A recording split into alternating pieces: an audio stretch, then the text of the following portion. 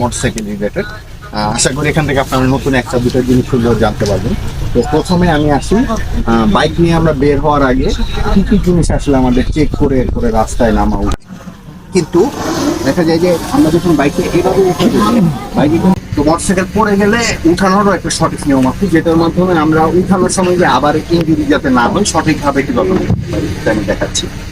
তো প্রথমত আমি পড়ে গেলে তো দেখা যায় আমার হার্ট বিট বেড়ে যায়, তো হাত পা কাঁপাকাঁপি করে। আমি একটু স্থির হয়ে নেব প্রথমে, এরপর যখন আমি একটু শান্ত হলাম, স্থির হলাম, এরপরে আমি বাইকটা ওঠানোর চেষ্টা করবো।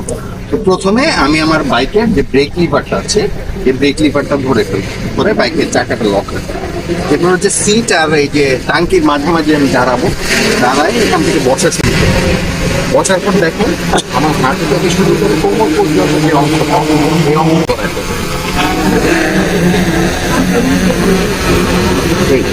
দাঁড়ায় গেল যখন আমি হচ্ছে তৈরি করে এরপরে কোমর দিয়ে খারাপ আমাদের পাটা কিন্তু আপনার ওয়েট নেই।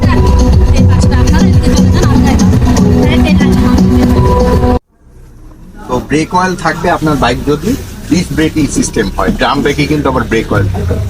তো এই যে দেখেন এখানে একটা মাস্টার সিলিন্ডার আছে এবং মাস্টার সিলিন্ডারের পিছনে একটা স্বচ্ছ কাচের গ্লাস আছে। এই গ্লাসের সাইডে আবার একটা দাগ দাও, এখানে লেখা LWR। তো করলে আমার রাইডিং পোস্টার যেটা থাকে ওভারঅল এটা কিন্তু মোটামুটি ভালো একটা পোস্টারে থাকবে এবং এটার কারণে আমি কমফোর্টেবলি বাইকটা চালাতে পারবো। তো প্রথমে হচ্ছে চোখ, আমি যখনই বাইক চালাবো আমার চোখ সামনের দিকে থাকবে, যত দূর তাকানো যায় বরাবর তাকাবো আমি, নিচের দিকে তাকাবো না। কারণ নিচে তাকালে হয় কি আপনার সামনে যখন অলরেডি কিছু একটা চলে আসছে আপনি তখন রিয়্যাক্ট করার টাইমটা কম পান। কিন্তু আপনি যদি ধরেন আপনার সামনে একটা গর্তই আসলো, আপনি সেই দূর থেকে আপনি গর্তটা দেখছেন, আপনি অনেক টাইম পাচ্ছেন সেটার সাথে ডিল করার জন্য, ব্রেক করবেন না কাটায় যাবেন। তো এই জন্য চোখটা যত দূরে রাখা সম্ভব আমরা দূরে রাখার চেষ্টা করি। তারপরে হচ্ছে কাঁধ, আপনারা চালানোর সময় হঠাৎ যদি খেয়াল করেন দেখবেন যে আপনাদের কাঁধের মাসেলগুলো শক্ত হয়ে আসে। তো এই কাঁধের মাসেলগুলো শক্ত হয়ে থাকলে কিন্তু দিন শেষে বাইক চালানোর পর আমাদের এই বডিটা পেইন হয়ে যায়। সো আমরা এটাকে একটু মনে করে রিল্যাক্স করবো, একটু আমাদের এই ব্যাপারটা কনসিয়াস হইতে হবে, সচেতন থাকতে হবে। আমরা একটু মনে করে করে রিল্যাক্স করবো। হ্যাঁ, তারপর হচ্ছে হাতের কোণে আমরা স্ট্রেট রাখবো না, এটাকে হালকা ভেঙে রাখবো। ভেঙে রাখলে কি হবে, যখন মোটরসাইকেল নিচু দিয়ে যায় এই হ্যান্ডেলটাও কিন্তু ওই যে সাসপেনশনের প্রেশারটা আসে। তো আমার হাত যদি ভাঙা থাকে, এই যে দেখেন হাতের মাধ্যমে এনার্জিটা পাস হয়ে যায়, এই ধাক্কাটা আমার ডিরেক্ট বডিতে আসে না। আর আমার হাত যদি একদম স্ট্রেট থাকে এই ধাক্কাটা ডিরেক্ট আমার আপার বডিতে চলে এসে আমার বডিটাকে একটু পেইন করে ফেলে অথবা ব্যথা করে। তারপর হচ্ছে বসার পজিশন, আমি আমার বাইকে এমন ভাবে বসবো যাতে আমি ইজিলি আমার হ্যান্ডেলটা ডানে বামে মুভ করতে পারি। বেশি পিছনে গিয়ে বসি তখন কিন্তু আমার এই যে ঘোরাতে গেলে খুব কষ্ট হচ্ছে। আবার খুব সামনে গিয়ে যদি বসি তখন ঘোরাতে গেলে এই যে পনিটা পেটের মধ্যে লেগে যায়, কমফোর্টেবল হয়। তো আমি আমার বডির সাইজ এবং হাইট অনুযায়ী আমার একটা পজিশনে বসবো যাতে আমি রিল্যাক্সে হ্যান্ডেলটা মুভমেন্ট করতে পারি। তারপর হচ্ছে হাঁটু, আমরা হাঁটুটা সবসময় টাঙ্গির সাথে লাগিয়ে রাখবো, এভাবে ফাঁক করে রাখবো না। কারণ ফাঁক করে রাখলে হয় কি এই জায়গায় বাতাস বাধাপ্রাপ্ত হয়।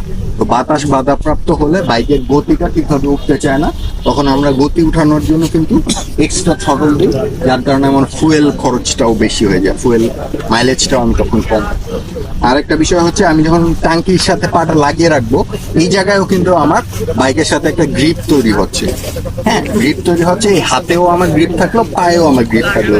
তো আমার বাইকের উপর যে ব্যালেন্সটা, এই ব্যালেন্সটা ভালো হয়, সুন্দর হয়। আর এটা হচ্ছে পাদানি, পায়ের পাতাটা আমরা হচ্ছে পাদানির মাঝ বরাবর রাখি। অনেকে হচ্ছে যে হিলটা এখানে রাখে আর পাটা এইভাবে ঝুলে রাখে, এটা কিন্তু খুব ঝুঁকিপূর্ণ। আপনার পা যদি এভাবে নিচে হয়ে থাকে যে কোনো একটা কিছু আপনার পায়ের সাথে বেঁধে যেতে পারে। তো আমার পাটা আমি কখনোই এভাবে রাখবো না, আমাকে অবশ্যই পায়ের ব্রেকের উপরে পাটা রাখতে হবে যাতে ইমিডিয়েট যে কোনো মুহূর্তে আমি ব্রেক করার জন্য পায়ের ব্রেকটা ধরতে পারি। অনেকে আবার দেখা যায় যে পায়ের ব্রেকটা ছেড়ে এভাবে পা রাখে, তো ইমার্জেন্সি মোমেন্টে কিন্তু পাটা আবার ঘুরে এনে এই জায়গায় যে আমি রাখবো এই সময়টা পাওয়া যায় না। তো আমাকে পা সবসময় এভাবে স্ট্রেট রাখতে হবে এবং হচ্ছে যে পায়ের যে ব্রেক লিভার সেটা এবং বাম পাশে গিয়ারের যে গিয়ার লিভার সেটার উপরে রাখতে হবে। যখন যেটা চেঞ্জ করার দরকার আমি সেটা চেঞ্জ করবো। ওকে।